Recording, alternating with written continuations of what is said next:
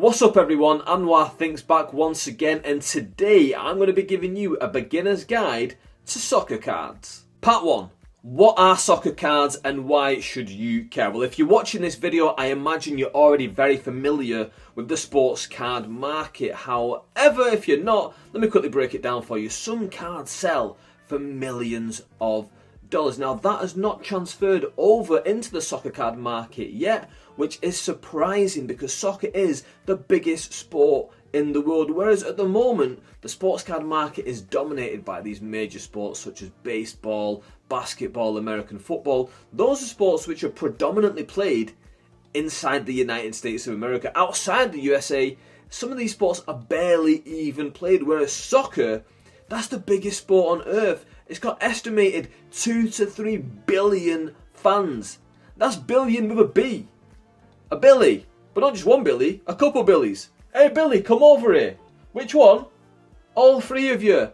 Free Billy. 3 billion fans, but that's not transferred over into the soccer market yet. Now, granted, that may never happen, but as more and more people get into sports cards around the world, and more people are becoming soccer fans in North America, it shows that this market has got such room for growth. So you can get in on the floor right now where some of these cards are very, very affordable for players who could become megastars in the next 15 years. In the next 15 years, the market could be absolutely massive. Now, granted, it might not be the biggest card market in the world. That's probably still going to be your mainly American sports, but soccer is growing. Now, you might be sat there thinking, Anwar, I already know the sports card market is massive. I also know that soccer is the biggest sport in the world. I even know that the soccer card market itself is growing. But I don't know anything about soccer. That's why I'm watching this video. Tell me something. Okay, that moves us on to step number 2. Who are the teams and where do they play? I'm going to talk you through the top 5 leagues in the world. I'm going to throw in a bonus for the North American viewers. Then I'm going to talk about international football as well. So we're going to kick it off with the Premier League in England as number 1, or as some of the American YouTubers like to call it, the Premier League. It's not the Premier League, it's the Premier League. All together now, the Prem E These are very rudimentary sounds. Premier League. Yes, I know I just lost some American viewers, but if we're going to do this, we're going to do it properly, and we're going to pronounce things properly. The Premier League in England, where professional football all started. It's not just the traditional league, it's also the league post-COVID where most of the money in world football is. So you're going to get most of the world's top stars. Now, who plays in the Premier League? You got Arsenal. Now, you might be saying Arsenal aren't one of the top teams anymore, but they're the team that I support, so I've got to kick them off first. If not because of my love of them, but also because they just come first alphabetically. Then some of the other big teams that you might know: Chelsea, last year's Champions League winner at time of recording. Liverpool won the Champions League a few years ago. Both Manchester teams, Manchester City, Manchester United. You got Tottenham as well, and that's pretty much all the big teams really that you need to know about. Secret between me and you though, you don't really need to know about Tottenham, but hey, it is what it is. After England in the Premier League, we can move over to France and Ligue 1. Now, there's only really one big team of interest, and that's PSG, because they've got massive money and a ton of megastars there at the moment. After that, you can move on to Italy and Serie A. Now, Serie A's got some big teams like Juventus, Inter Milan, AC Milan. They're not quite the power that they used to be in the early 90s, but they've still got some, some big players there and some decent-sized teams, but you wouldn't really call them at the forefront of world football at the moment, or world soccer.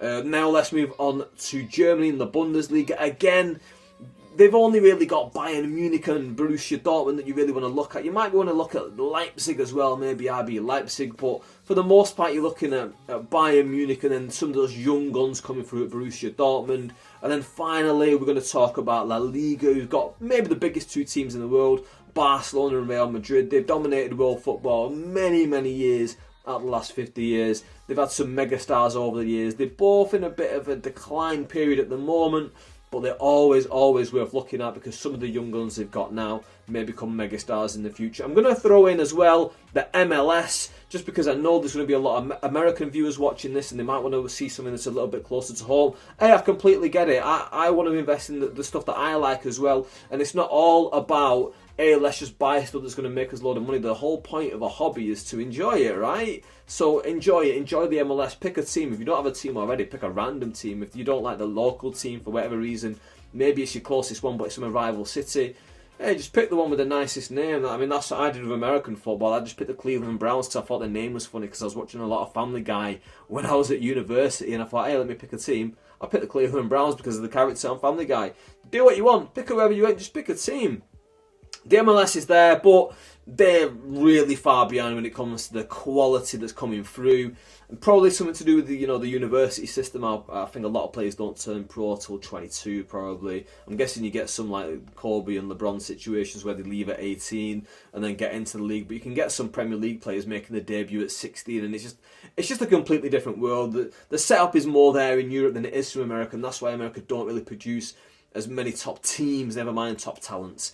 Anyway, those are the club teams. Now, they don't just play in their home leagues in their domestic countries, they also play in the European Champions League. Now, the European Champions League, they take the top few teams from each league every year. You have to qualify every year. There's no guaranteed qualification process like, for example, in the NFL. It's the same team every year. Then you chuck a few more teams in. They're guaranteed to play in it every year. It's not like that in the Champions League. If for example, Chelsea, they're the current holders of the Champions League. If they have a terrible season this year and finish 8th in the Premier League, they won't be playing in Europe whatsoever next year. Obviously, unless they win the Champions League again, they'll qualify again. But so that's another thing to think about. Champions League is probably where you're going to really look at. You want to really look at the Champions League, and a lot of the setters nowadays are kind of geared towards the Champions League because you want to put all the big players from around Europe in one set. So you want to look out for that. And then obviously the massive tournament in world football. We're going to be talking about the World Cup. It's later on this year in 2022. I've already done a video on this channel, my top 10 players to invest in before the World Cup, before the prices go sky high and all those American eyes are on the product. But again, we'll touch on that later on in the video. But there's not just the World Cup, there's also the Continental Cups as well. So right now there's the Africa Cup of Nations. I don't know how much really that's going to affect the soccer card market. You've also got stuff like the Euros, which will make some effect on it. Maybe the Copa America will have a little bit of effect on it. But for the most part, you're really just looking at the Euros probably. And then the big one is the World Cup, when all the world's eyes are on world football and everyone's watching those talents going, hey, I want something of his on eBay. They go on eBay, they find the card, they buy it, everyone does it, values go up, scarcity happens, You know how things work. Right, so we've established the leagues, we've established the teams, we've even established the international competitions, and we know that these players will not just play for their clubs. If they're really, really good, they'll also play for their country too, so you get them playing for both. So, for example, the first name on my list is Lionel Messi. You'll see him in his club shirt, PSG, but you'll also get the cards for him for Argentina, where he's in the Argentina shirt. So let's talk about some of the players now, shall we? Step 3. Who are the players to look out for? Who are the massive stars in world football? You might know your LeBron Jameses, you might know your Tom Brady's, your Wayne Gretzky's. Sorry, I don't really know the top NHL star at the moment. But these are the top stars in the American sports. But who are the top stars in world football? So as I just touched on, Lionel Messi and then his big rival, Cristiano Ronaldo. These two, between them, have won basically everything there is to win wherever they've gone. They're like Pac-Man, they're just going all over the place, like nibbling up trophies left, right and centre. Greedy buggers, I tell you. Anyway, they've won everything besides the World Cup between them, which is just phenomenal. These two once-in-a-lifetime talents that happen to happen in the same lifetime. These two have dominated world football, and these are two of the massive stars, not just in world football, but in the hobby. You've also got top up-and-coming stars like Kylian Mbappe and Erling Haaland. These two are not just megastars now, they're also potential future megastars to get even better as time goes on. So they are massive in the hobby right now as well. You've even got players in between these two tiers. So you've got the Messis and Ronaldos at the end of their career. You've got the Haalands and the Mbappes at the start of the career. You've got Neymar somewhere in the middle where he's got half of his career behind him. He's a megastar. He's not quite the number one in the world, but he's not quite that up-and-coming youngster anymore. He's just an established world megastar. He's another player that's worth looking out for. There's so many. Then you've got vintage to throw in there as well. You've got players like Pelé, Maradona, two of arguably the greatest players of all time. Some people may argue about Messi and Ronaldo being the 1 and 2. Some people may argue about Pele and Maradona being 1 and 2. Either way, these are the massive, massive stars to look out for. Right, so we know the competitions, we know the teams, and we know the players, but step number 4, who makes the cards? Right, I'm going to talk about the 2 main companies because this is the most confusing thing when you're getting into cards, because there's not just multiple companies who do it. There's also companies like Forterra and stuff like that, but I'm not going to talk about them in this video really. I'm just going to talk about the main ones, Panini and Topps. So there's not just multiple companies who are making cards. Each company has multiple kinds of cards and it becomes mega confusing. So just for simplicity's sake, we're going to start off with Panini, and their big one that you want to look out for, the widely accepted one as the populist choice, is Panini Prism. That's the one that everyone's looking at, that's the one that everyone wants. You want the Panini Prism. So for Topps, it's Topps Chrome, but like I said, it's very murky waters because these companies make multiple versions and multiple sets of cards. So for example, Panini have a children's card game called Panini Adrenaline, which is basically a card. It's got like an attacking stat on there, it's got a defensive stat on there, which I don't even know how they calculate these numbers. They'll just, for example, they might have Harry Kane and it might say 95 attack and 62 defense, and they just make up random numbers and you play a game with them top trump style. But proper collectors don't really see these as having any value at all. They don't even count them as a part of the hobby. But Topps do it as well. Topps have got match attacks. Again, it's another child's game. It's got the numbers at the bottom that they just make up out of nowhere that don't really mean anything. And again, that's another game. So, and there's other things that fall in the middle. Like, for example, I'm going to be doing a video soon opening the Topps Merlin set, which is seen as like a nice set, but not really a premier set. Then you've got like mega expensive stuff as well. There's so much going on there, but those are the kind of the 2 that I would say they're affordable. They're the ones that are given respect in the hobby, your Panini Prisms and your Topps Chrome. Right, so you know who makes the cards and you even know which sets are popular. But number 5, which cards should I buy? Well, there's so much that goes into this. The big thing that a lot of people, not a lot of people, everyone will agree on is you want to get the rarer cards. The rarer the cards, the better. Now, how do you know that it's rare? A lot of the times it will tell you on the card if it's a rare card. So for example, you get parallel cards that will be numbered. It might be like a 1 of 1, for example, which means there's only 1 of those cards in the world. You might get a 3 of 5, which means there's 5 of those cards in the world, and you've got number 3 of those 5. And then especially if those players have a lot of love in the hobby, like for example, if you get a 1 of 1 Erling Haaland, it doesn't matter what set it is. It could be a match attacks card. Someone is going to want to get that card off you because of the amount of love that he's got in the hobby. Automatically it will go boom. It'll increase the value compared to a base match attacks card. No one will want that whatsoever. Whereas a 1 of 1 anything, someone's going to be interested in it. But there's not just the parallels and the numbered cards, you know. There's also stuff like autograph cards that are absolutely brilliant. I love them. Some of them have more value than others, but again, we'll talk about value later on in the video. You've also got stuff like relic cards where maybe they'll cut a piece of the player's kit out, maybe a piece of the shirt, and put it in the card, and maybe they'll sign that as well. So a relic autograph card, boom, that's fantastic as well. You might get a dual autograph card where 2 players have signed it. Those are mega. By the way, I'm going to be opening a Merlin Heritage 97 box set, and I hope there's one of those dual autos in there. Who's on the dual autos? Go back and watch my video where I run through the checklist from that box. That'll help you kind of figure out kind of how many cards are in a set and etc, etc. But yeah, you can watch that video. But yeah, not just the autographs, not just the parallels and stuff like that. There's also stuff like positional preferences. So the further back down the pitch you are, the less love you get in the hobby in general. So for example, if you've got a World Cup winning side, the striker who's just been scoring the goals, banging them in the World Cup, if they get like 9 goals in the World Cup, well, that's a mega amount. That player's cards are just going to go boom through the roof. That goalkeeper might have perhaps a clean sheet in every single game. They might just see like a small increase, and that's about it. They won't get that massive blow up like the striker will, but the striker will go boom all the way through the roof.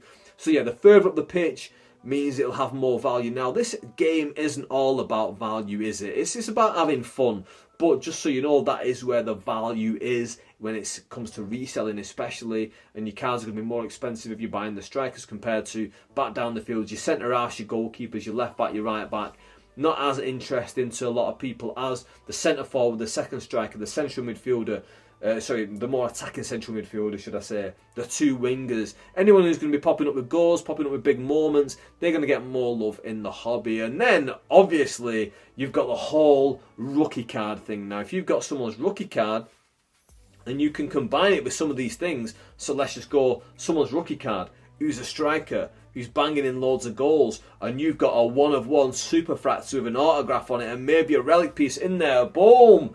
That price is going to rocket through the roof. Whereas in comparison, if you got someone's card, it's a base card of a goalkeeper who's 37, he's had cards for 20 years, no one is interested in your 37-year-old goalkeeper card. Right, so you know what positions to go for. You know what you're looking for in terms of the Superfractors and the parallels and the refractors and the autograph cards and the relic cards, etc, etc. So when should you buy? Unless you're going to be buying an actual box, I don't recommend buying on release, because when a set gets released, that's when it's hottest and that's when everyone is looking for it. So everyone's going to be outbidding each other to get the cards. And plus, straight away when they've just come out, not everyone's going to be opening them straight away. So there's only a few coming onto the market, and even if they have opened them, they might be not firing them onto eBay and on these sale places straight away. So you've got to look out for when it's hot, that's when everyone wants it. The price will drop over time as more and more gets opened, more and more goes on the market. As more and more time goes by, more people have time to list them on the market. The price drops because they go, hey, that guy's selling this card for £5. I'm going to offer it for £4.99. Someone goes, oh, someone's offering it for £4.99. I'll offer it for £4.50. The price just starts to drop quickly because everyone starts to undercut each other, because they can't just work alongside each other and go, hey, do you know what? He's got that card for £5. If I put it for £5 as well, and the next one puts it for £5 as well, we all sell our cards for £5.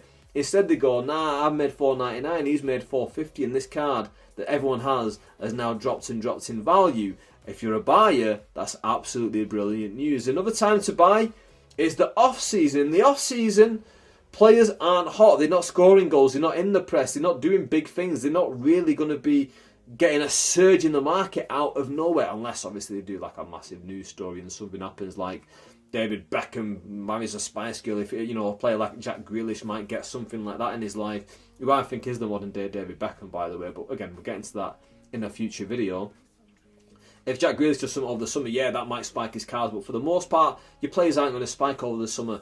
But the big thing in soccer is there's not a guaranteed off-season. Okay, so football works really in a 4-year cycle. So in each of those 4 years, for example, let's go with the Premier League, they'll have Premier League every single year, which runs from August to May.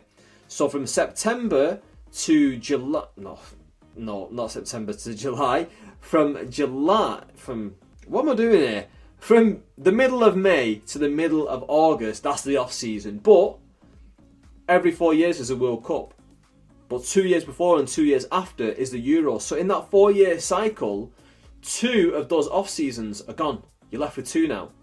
So you're left with every other year where there's an off-season. So keep a mind out for that there might not be a guaranteed off-season for another 18 months, maybe 2.5 years. It might be a long way away when the next off-season is. You know when to buy. So number 7 is, when should you sell? Now, the big thing I'm going to say right now is that selling anything is always a judgment call, because you can never perfectly predict the market. You might have a product, let's say I've got down here this Jude Bellingham rookie card. It's a Merlin Chrome rookie card, and I might think, do you know what? Bellingham has just won the Champions League with Borussia Dortmund. I mean, he's not, but let's say he did. Let's say he wins the Champions League with Borussia Dortmund, and I think, do you know what? This is the highlight of his career. Let's sell his card now. It's gone up in value from, let's say, £2 to £5.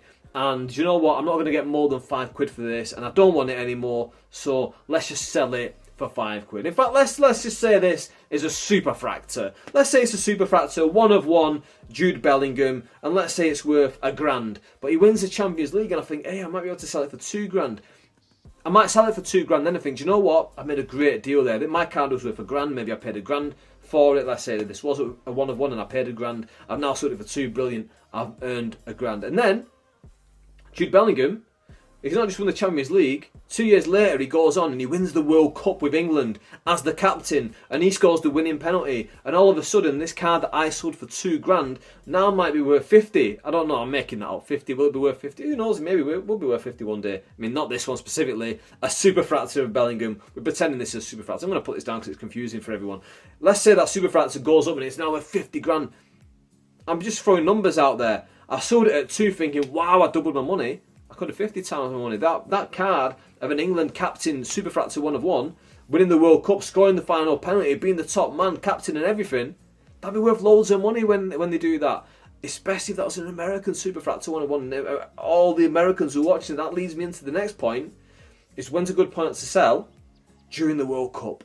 During the World Cup is a great time to sell, because that is when most of the soccer card-minded people are watching football. Now, that's when most people are watching football anyway, so it's just a numbers factor. But we know that a lot of Americans don't really care about soccer, but when the World Cup's on, hey, we'll turn it on and we'll see how the boys are doing, and maybe Giovanni Reyna will do really well, who's Bellingham's teammates. Let's say you've got Giovanni Reyna, rookie card, superfractor 1 of 1. That may go both through the ceiling if he did that, if he managed to do that. So that's a great time to sell. Also, like I said before, like a Jack Grealish character, if he marries a Spice Girl, so many eyes will be on him. Not a Spice Girl now, obviously, but let's say, who's the biggest star in the world? Like an Ariana Grande. Let's say Jack Grealish marries Ariana Grande. His profile in America will go through the roof. He'll literally be the next David Beckham if that happens. He will be the biggest star, not just in the UK, but over America as well in terms of soccer, even though he's not the top tier player.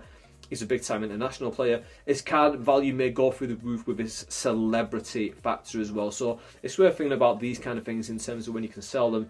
Obviously, when it comes to retired players, there's very sad things like when a person dies. A lot of people, they like to go like what are those weird crow kind of things? What are those birds called with the necks? You know the birds, vultures. They like to go in like vultures and go, oh yeah, I'm going to make a lot of money off this tragic event. Which, listen, it's everyone's prerogative when they want to sell their cards completely. But I thought I'd just throw that in there because anytime someone is extremely notable, like for example, if a Jack Grealish marries Ariana Grande, that'd be massive, massive news. And finally, number 8, the most important thing to remember. And I want you to get a piece of pen and paper. Pause this video if you have to right now, because I need you to write this down because it's very important. Number 8 is have fun. It's a hobby at the end of the day. There's no right or wrong way to collect the cards. It's all about just enjoying yourself. Like people tell me all the time, like these cards, like this Bellingham that I've got right here, it's only worth a couple of quid. The likelihood is it's only going to ever be worth a couple of quid. I've not bought this because I'm looking for some kind of get-rich-quick scheme. I've got this because I'm a big fan of Jude Bellingham. I think he's fantastic young football. I think, what is he, 18 years old, 19 years old? And already he's doing very well with Borussia Dortmund. He was in the England Euro team, this far away. 2 bounces off the post he was away from a Euro winners medal. I think this kid's got a great career of him, and I just want his card. It's a nice card, this Merlin Chrome. It's nice and shiny. I call them shinies, and a lot of the hardcore American fans hate it when I call it a shiny, don't you? Don't you? You do, don't you? Anyway, we're all here to have fun. Like I said, number 8 is the main thing. Have fun. There's no right or wrong way. You decide however you want to collect. I just buy players that I like down here again. I talked about Panini Prism before. There's a Panini Prism down here. One of his England international teammates again. I picked it up for a couple of quid. Calvin Phillips' rookie card, Leeds United one. I bought it because I think he's fantastic. I went to a couple of games during the Euros. I went to the win against Croatia, and I thought, wow, they're playing Calvin Phillips and Declan Rice, 2 defensive midfielders against Croatia. Why is he playing so defensive? And I thought they were absolutely brilliant, and he really, really made a fan of me that day. I went to the Euro final against Italy. We won't talk about that too much, but I got a vlog about that coming up when I can face editing it. But that day is not today. But yeah, there's no right or wrong way. You decide what players you want to invest in or collect. Let's use the word collect because it's just a nicer word. What players you want to collect, what teams you want to collect, maybe national teams. If you're an American, you might just want to, the homegrown talent, those Americans. You might be an American soccer fan, and every time you see an American do well in one of these major European leagues, you just feel that sense of pride going, do you know what? People look down on Americans in terms of soccer. I've even thrown a few jibes in myself during the video, but it's all good-hearted fun. I love you all. I love America. I'll be back soon, and when I am back, I expect a couple of invites from some of you guys, and you know, we'll all be friends and stuff and whatever. Anyway, like I was saying, I'm going off topic. I'm just jumbling right now, so I'm going to wrap up the video very quickly. But yeah, it's up to you who you want to collect. If you only want to collect the American players because you're American, that's completely up to you. You know, you've got some great players coming through, especially the ones that are going over to Germany. I think it's a great idea. But maybe you want to pick an English team and you want to do what I did with the Cleveland Browns and just pick like a random team to support. Hey, I highly recommend Arsenal. You might want to pick one of the Manchester teams because they're both really popular. You might want to pick Liverpool because they're doing really well recently, or Chelsea because they won the Champions League. No, don't support Chelsea. That's not the one to do. But either way, pick a team and just start to enjoy it. Start to watch the games. You might pick up players and think, you know what, I like this player. Jack Grealish might marry Ariana Grande, and you might be a massive Ariana Grande fan. And go, do you know what? I'm going to start collecting Jack Grealish because he's married my favourite person in the world. But anyway, yeah, that's it. But in general, I did all this video to say this part is have fun. Like I say, it's not a get-rich-quick scheme. You can make money from this hobby, but the big thing is you can really enjoy it. I've got boxes down here. Like, I've got this. I've talked about it before. Match Attacks. Match Attacks has basically no value to the big-time collectors. They don't care for it whatsoever. But this Chrome product, I just think it looks really nice, and I open it on this channel. Hey, go check out those videos as well, by the way. But yeah, so just have fun. Right, that is the end of this video. It's a bit of a longer video than I anticipated it to be, but I genuinely hope you've enjoyed it and I hope that you got something out of it.